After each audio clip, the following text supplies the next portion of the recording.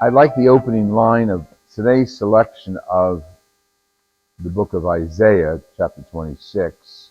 Talks about a strong city, and of course Jesus refers to that in his metaphor.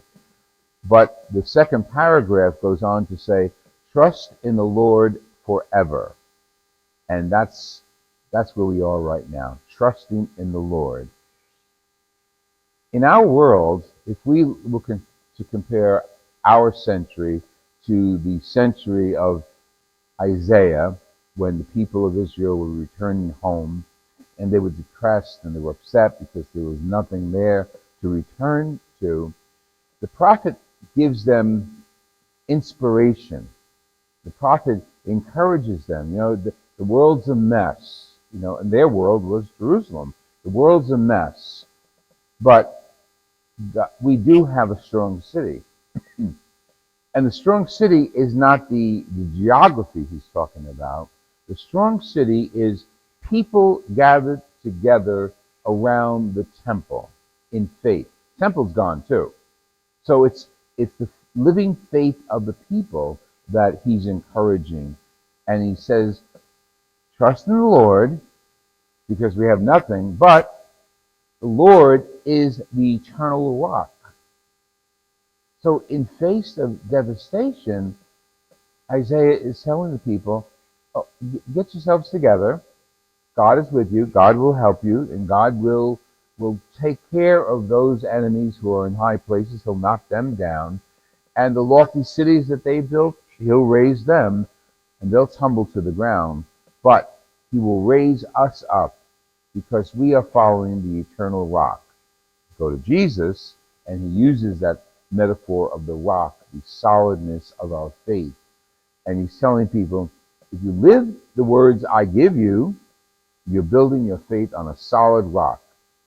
Now, go into the practical aspect of that. When people are surrounded by illness, I just spoke to someone this morning in Florida. Her husband is very, very, very ill. We've been praying for him. And as a matter of fact, when I was there last, I anointed him. And, quote, she says he's hanging on because his heart is strong enough to endure the illness he's going through. He's hanging on. It's our faith to hang on to God. Make our rock, quote, our hearts strong. During times of trouble, challenge, and devastation, we get worn down. And so we could understand Jesus' metaphor, and we could understand the prophet Isaiah. We're worn down. We almost have nothing to pick ourselves up with. However, we're not people of the world. We're people in the world, and our God is our strength, our hope. He holds on to us, especially in times of trouble, especially when we think we're alone and going through this alone. We're not alone. That's why it's very important to listen to Jesus' words. He's saying, hear my words and hang on to them. Hear my words and hold on to them. Hear my words and live them. And his words are words of hope. His words are words of everlasting life. And he's saying, just don't go to church and pray, and blah, blah, blah with holy words. He says, not everyone who calls me Lord, Lord will enter the kingdom. No. Those who live Lord, Lord will enter my Father's house. So we're challenged today as we move through the season of Advent to really personally and as a community of faith, live our faith. Live what we pray every day. When we come and we are embraced by Jesus in the Eucharist, we leave here, we're encouraged to live that Eucharist, live that faith, live that knowledge that he is with me. Amidst all the crap that's out there, he's with me. And I have to renew my faith in him and let him know we're dependent on him. So we come to church, and what happens? We hear his word, we receive his body in the Eucharist, and then we realize that's the strength of our faith. That's what we're doing. We're building up the relationship between ourselves and God. by prayer, by the Eucharist, which is the great building block, and by his holy word. And we need to renew that every day. It's not just a one shot in the dark experience. Because Jesus talks about the people who build their house on sand. Well, say a prayer at Christmas, Easter, and New Year's, and that's enough? No. Prayer every day.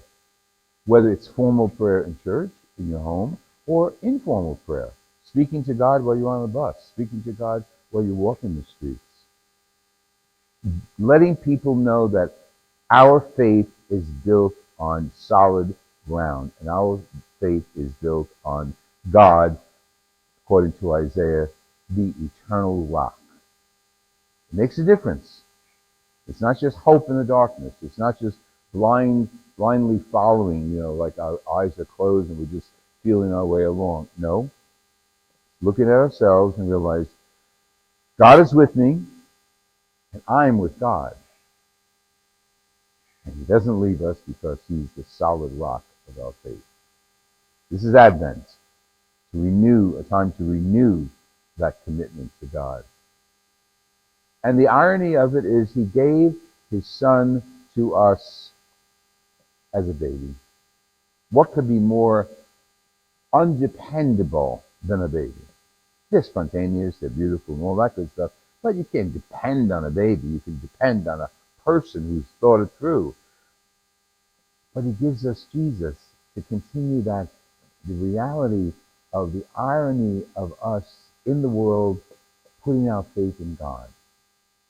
We're not putting our faith in a weapon or a tank. We're not putting our faith in a politician.